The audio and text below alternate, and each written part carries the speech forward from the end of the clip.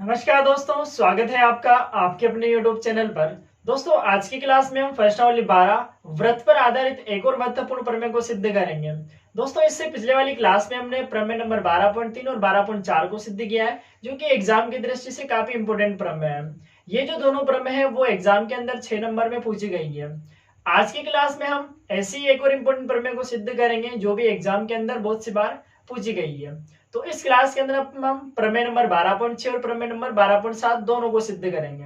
तो सबसे पहले अपन प्रमेय नंबर 12.6 के बारे में पढ़ते हैं। देखो, प्रमेय नंबर 12.6 का जो मैं कथन दिया हुआ है वो एक सिंपल सा कथन है अपने पास, और ये प्रमेय जो है वो एग्जाम के लिए काफी इंपोर्टेंट है। तो देखो, प्रमेय का कथन क्या दिया हुआ है अपने को।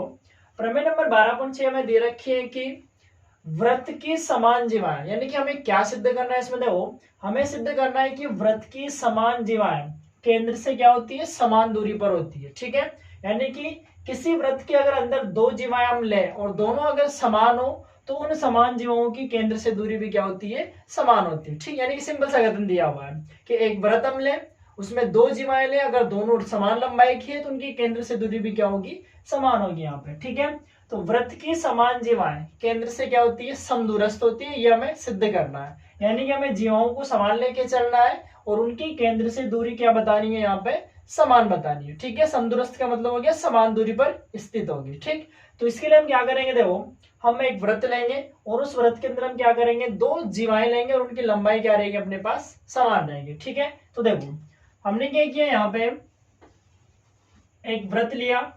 ये एक व्रत है जिसका केंद्र क्या ले लिया हमने, ओ क्या है, इसका सेंटर हो गया, केंद्र हो गया। ठीक, अब हमें क्या करना है कि व्रत की समान जीवाएं, तो हम क्या करेंगे, इसके अंदर दो जीवाएं लेंगे और दोनों की लंबाई क्या लेंगे, हम यहाँ पे समान लेने वाले हैं। ठीक है, तो हमने यहाँ पे दो जीवाएं ली।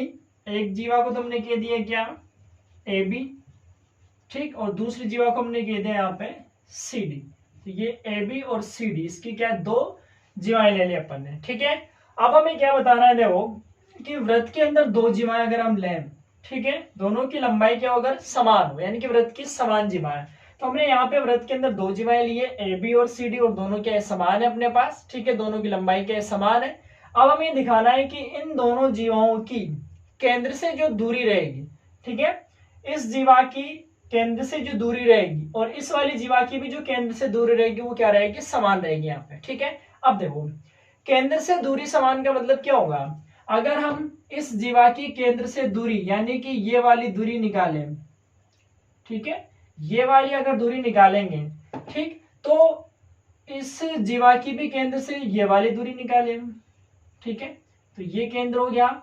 इस जीवा की इस केंद्र से दूरी मतलब ये वाला, इसको अगर हम नाम दे दें एम और इसको नाम दे देते हम क्या, एन। ठीक है, तो हमें ये दिखाना है कि दोनों जीवाएं केंद्र से क्या होनी चाहिए, समदूरस्थ होनी, यानी कि समान दूरी पर स्थित होनी चाहिए। यानी कि इस जीवा की केंद्र से दूरी ओ एम, ठीक है, और इस जीवा की केंद्र से दूरी ओ एन, दोनों क्या होनी चाहिए, बराबर होनी चाहिए। इसका मतलब ओ एम किसके बराबर होना चाहिए, ओ एन के बराबर होना चाहिए। ठीक है, यानी कि हमें क्या सिद्ध करना है यहाँ पे कि जो ओ एम है वो किसके बराबर होना चाहिए, ओ एन के क्या होना चाहिए, बराबर होना चाहिए। अगर हम ये दिखा देंगे इसका मतलब क्या होगा कि दोनों जीवाएं केंद्र से क्या है, समान दूरी पर है। ठीक, अब देखो, केंद्र यहाँ पर है और ए बी और सी डी जीवा इस तरीके से दे रखी है।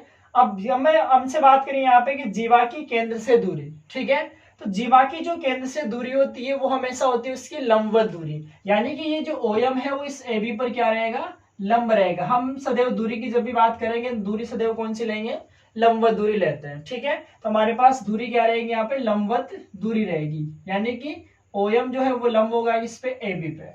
ठीक, अब देखो, ऐसे ही ओ एन की दूरी भी लंबवत दूरी होगी, मतलब ये भी कितना कोण बनाएगा, यहाँ पे 90 डिग्री का ही कोण बनाएगा, क्योंकि दूरी सदैव क्या होती है, लंबवत होती है। ठीक है, तो ये काम अपना हो गया। तो सबसे पहले हम लिखते हैं, इसमें दिया है क्योंकि हमें इसको सिद्ध करना है। तो प्रूफ में सबसे पहले हमने लिखा क्या, जो दिया था हमें, जो हम लेके चल रहे हैं। ठीक है, तो हम क्या लेके चल रहे हैं, देखो आकृति में हम ए बी और सी डी दोनों क्या लेके चल रहे हैं, बराबर लेके चल रहे हैं। तो आकृति में ए बी किसके बराबर है, सी डी के। जीवा ए बी जो है वो किसके बराबर है, जीवा सी डी के बराबर। तो ये चीज हम इसमें लेके चल रहे हैं। ठीक है, तो ए बी बराबर किसके ले लिया हमने, सी डी के ले लिया। तो ये हमने दिया हुआ। ठीक है, तथा हम ये भी लेके चल रहे हैं कि जो ओ एम है वो लंब है किस पे, ए बी पे, ये हम ये भी लेके चल रहे हैं। और ओ एन जो है, क्योंकि दूरी की बात कर रहा है तो दूरी सदैव क्या होती है, लंबवत होती है, तो ये हम लेके चल रहे हैं यहाँ पे, ठीक है। तो ए बी बराबर सी डी के हमने लिया समान जीवाएं, उनकी केंद्र से दूरी बतानी है, तो दूरी के लिए हमने क्या किया, यहाँ से लंब डाल दिया, तो ओ एम लंब ए बी पर भी है और ओ एन लंब सी डी पर भी है, तो ये दिए हुए में लिख दिया अपन ने, क्योंकि हम इसको लेके चलेंगे, ठीक है। अब हमें सिद्ध क्या करना है, देखो हमें सिद्ध करना है, सिद्ध क्या करना है, ओ एम बराबर क्या, ओ एन, यानी कि दोनों जीवाएं केंद्र से क्या होनी चाहिए, समदूरस्थ, इसका मतलब ये वाली दूरी और ये वाली दूरी क्या होनी चाहिए, बराबर होनी चाहिए, ठीक है। तो ये हमें सिद्ध करना है, ठीक। अब देखो ये दोनों काम हो गया, हम एक काम करते हैं, देखो हमने कहा है कि जब भी हमें दो भुजाएं बराबर लानी रहती है तो हम क्या करते हैं, उन दोनों से बनने वाले कोण लेते हैं और उन कोणों को क्या दिखाते हैं, उन दोनों से बनने वाले त्रिभुज लेते हैं और दोनों त्रिभुजों को सर्वांग दिखाते हैं।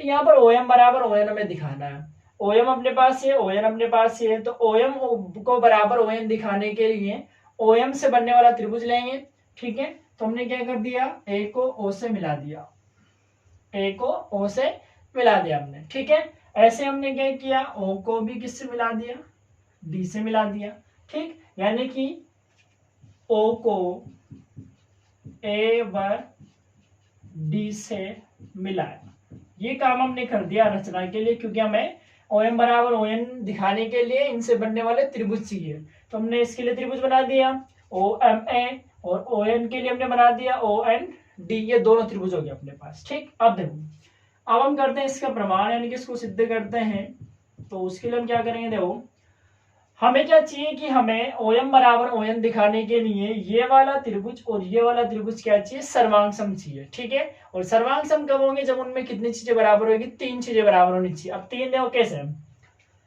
तीन में क्या हो रहा है कि ओ बराबर ओ डी भी है, एक चीज तो डायरेक्ट हो रही है अपने पास, ठीक है।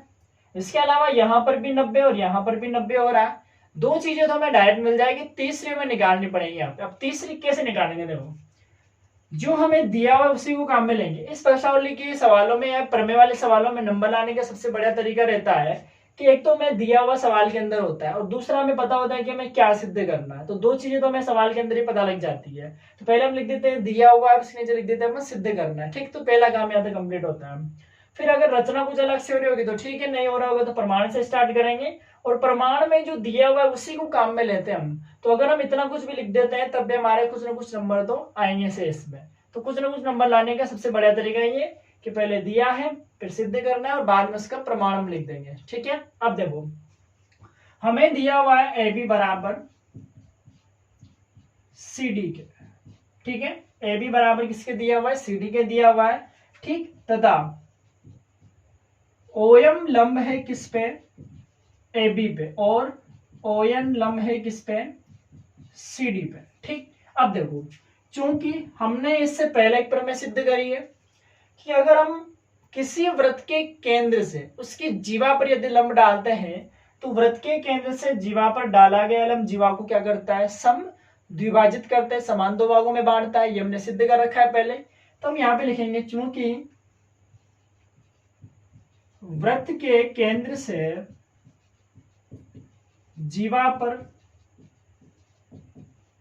डाला गया लंब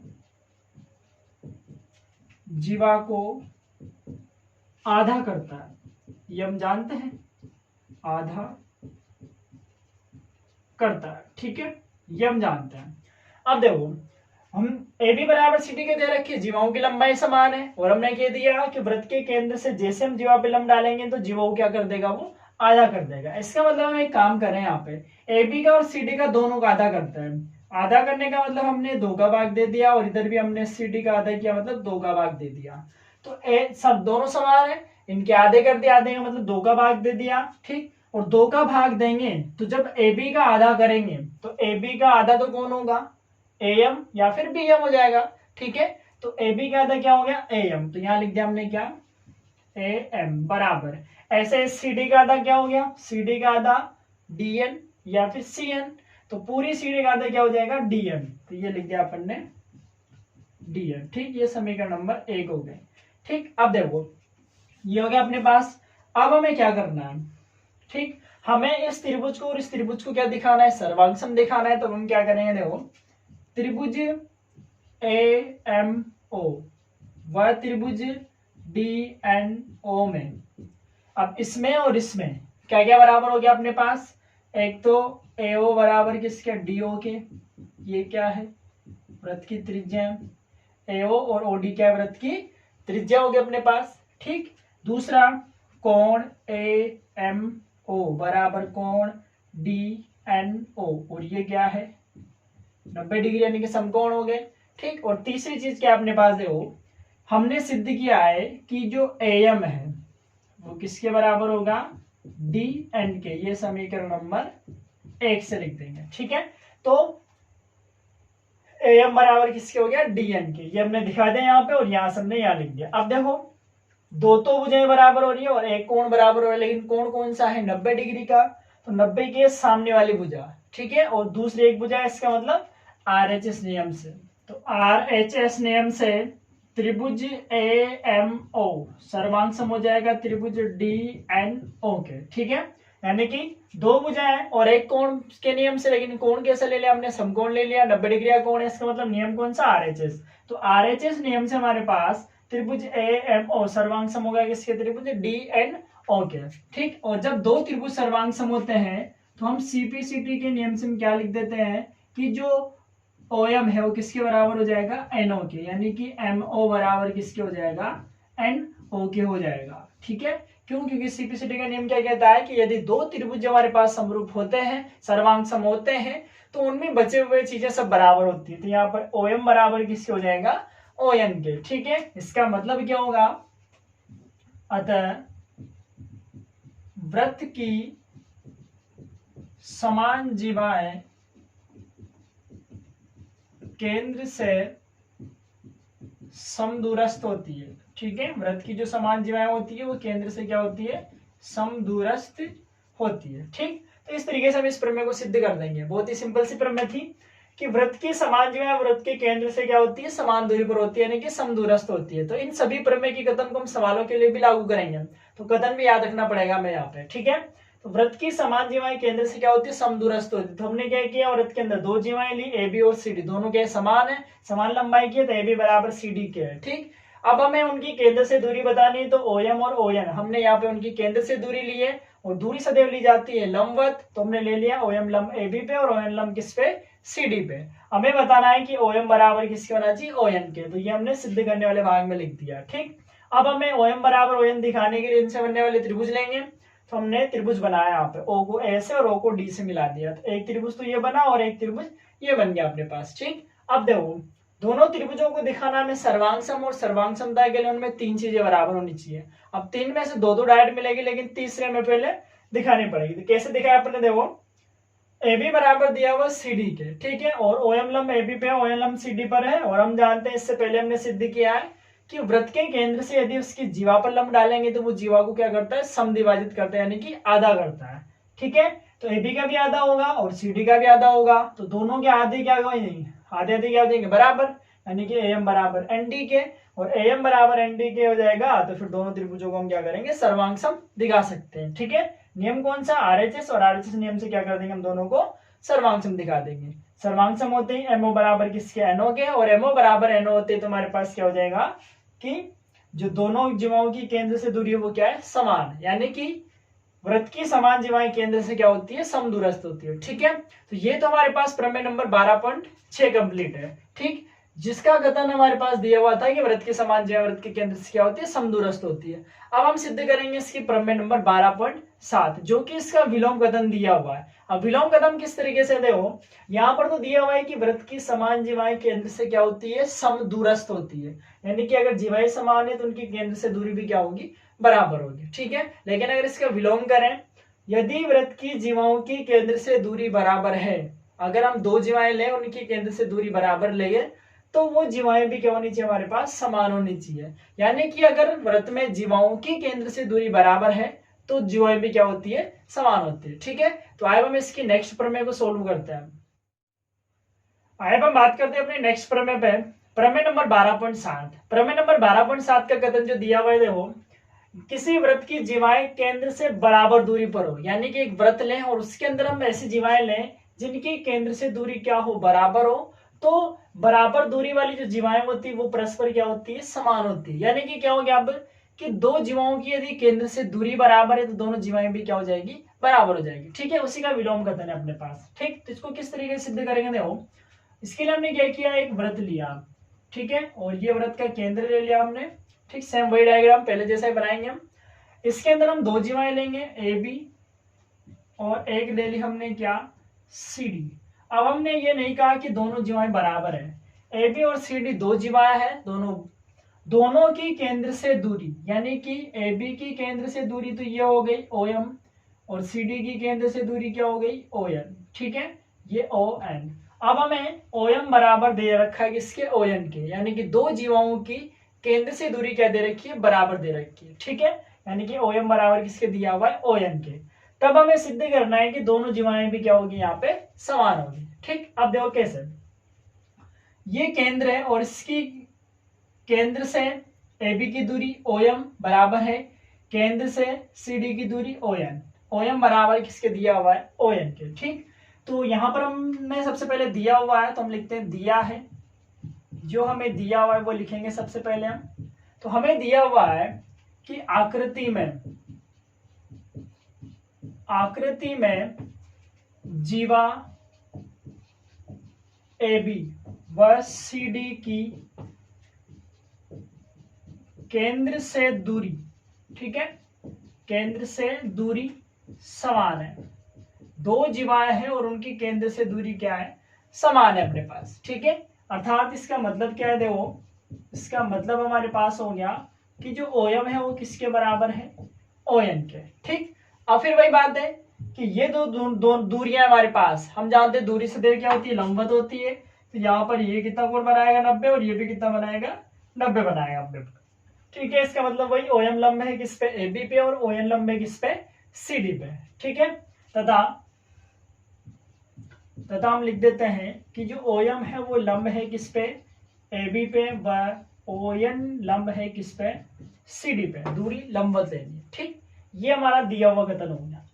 अब हमें क्या सिद्ध करना है, देखो सिद्ध करना है, क्या सिद्ध करेंगे हम, वही सिद्ध में ये करना है कि ए बी बराबर किसके होगा, यानी कि जीवा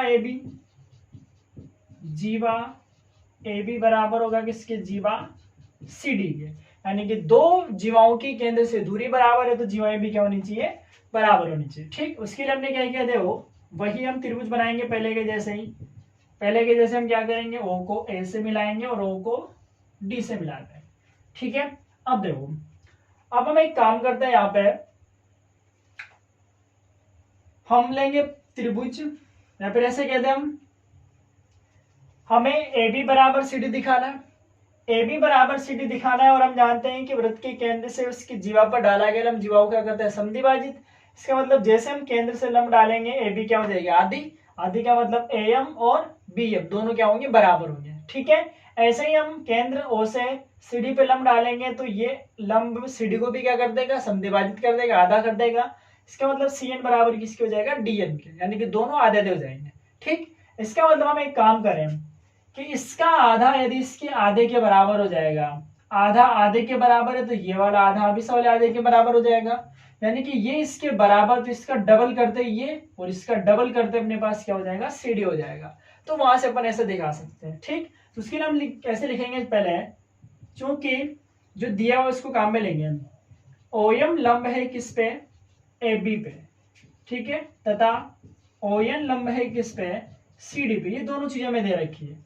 ठीक है, अब दोनों दे रखी है तो इसका मतलब क्या होगा, चूंकि हम जानते हैं कि केंद्र से डाला गया लंब जीवा को क्या करता है, आधा करता है। ठीक है, इसका मतलब क्या होगा, ए बी का भी आधा होगा।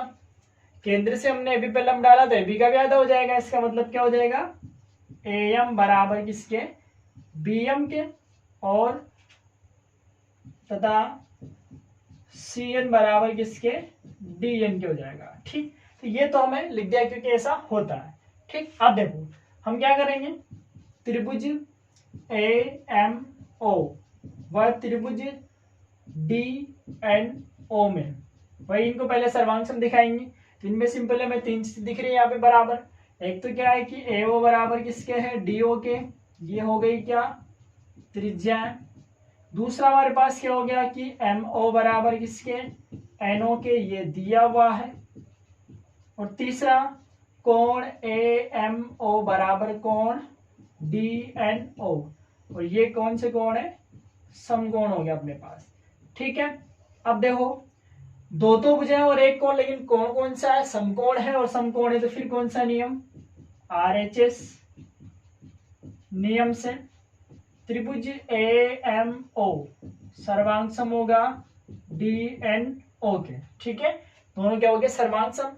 और सर्वांग सम हो गया तो हम लिख सकते हैं CPCT के नियम से कि जो हमारे पास AM है वो किसके बराबर होगा, DN के। AM बराबर किसके हो गया, DN के। ये वाली भुजा इस वाली भुजा की क्या है, बराबर है। ठीक है, हम एक काम करें, हमें AM की जगह क्या चाहिए, AB चाहिए, और DN की जगह क्या चाहिए, पूरी CD चाहिए। तो हम एक काम करते हैं, यहाँ पर इस पूरे को 2 से गुणा कर देते हैं। तो हम लिख देंगे 2AM बराबर 2DN। ठीक है, 2AM बराबर 2DN है, इसका मतलब क्या हो गया, AM का 2 गुना, AM का 2 गुना पूरी क्या बन जाएगी, AB। AM का डबल कर दो, पूरी AB बन जाएगी। तो ये तो हो जाएगा क्या, AB। और ऐसे ही DN का 2 गुना करेंगे, क्या बन जाएगी, पूरी CD बन जाएगी। इसका मतलब AB बराबर किसके हो जाएगा, CD के हो जाएगा। ठीक है, तो हम लिख सकते हैं फिर, अतः दोनों जीवाएं समान लंबाई की होगी। ठीक है, यानी कि हमारे पास क्या हो गया कि किसी वृत्त के अंदर यदि दो जीवाएं समान है तो उनकी केंद्र से दूरी भी क्या होती है, बराबर होती है। और यदि किसी वृत्त में दो जीवाओं की केंद्र से दूरी बराबर होती है तो वो दोनों जीवाएं भी क्या होती है, बराबर होती है। ठीक है, तो ये हमारे पास प्रमेय नंबर 12.6 और 12.7 कंप्लीट है। इसके बाद अगर हम देखें कि यहाँ पर दो जीवाएं अगर बराबर है तो दोनों की केंद्र से दूरी क्या है, बराबर है। ठीक है, लेकिन अगर हम बात करें जीवा की, ठीक है, अगर हम बड़ी और छोटी जीवा की बात करेंगे तो बहुत सिंपल सा कथन हम याद रखेंगे, क्योंकि सवालों के अंदर भी काम आएगा अपने पास। ये वृत्त हो गया, इसका केंद्र अगर ये है, अगर बड़ी जीवा है हमारे पास, ठीक है, दो जीवाओं में से एक जीवा बड़ी है और एक जीवा छोटी है। ठीक है, तो ये AB और CD दोनों में बड़ी जीवा कौन सी है, CD है, और AB क्या है, छोटी जीवा। ठीक है, तो यदि किसी वृत्त में दो जीवाएं और एक बड़ी और एक छोटी हो तो बड़ी जीवा जो होती है वो केंद्र के नजदीक होती है, यानी कि बड़ी जीवा की केंद्र से दूरी क्या होती है, कम होती है। तो बड़ी जीवा केंद्र के समीप होती है और छोटी जीवा केंद्र से क्या होती है, अधिक दूरी पर होती है। ठीक है, तो यदि किसी वृत्त में दो जीवाएं दे रखी हो, एक बड़ी और एक छोटी हो, तो बड़ी जीवा की केंद्र से दूरी कम होती है और छोटी जीवा की केंद्र से दूरी क्या होती है, ज्यादा होती है। ठीक है, तो छोटी जीवा केंद्र से दूर रहती है और बड़ी जीवा केंद्र की क्या होती है, पास में होती है। तो ये चीज भी हमारे पास सवालों के अंदर काम आने वाली है, तो इस चीज को भी हम याद रखेंगे यहाँ पे। ठीक है, इन सभी प्रमेय के कथन को हम सवालों के अंदर काम में लेंगे। ठीक, तो प्रमेय नंबर 12.1 से लेकर 12.6 तक की जो प्रमेय की कथन है उन सभी को याद रखेंगे, क्योंकि ये सारे के सारे कथन हमारे पास सवालों के अंदर काम में आएंगे। ठीक है।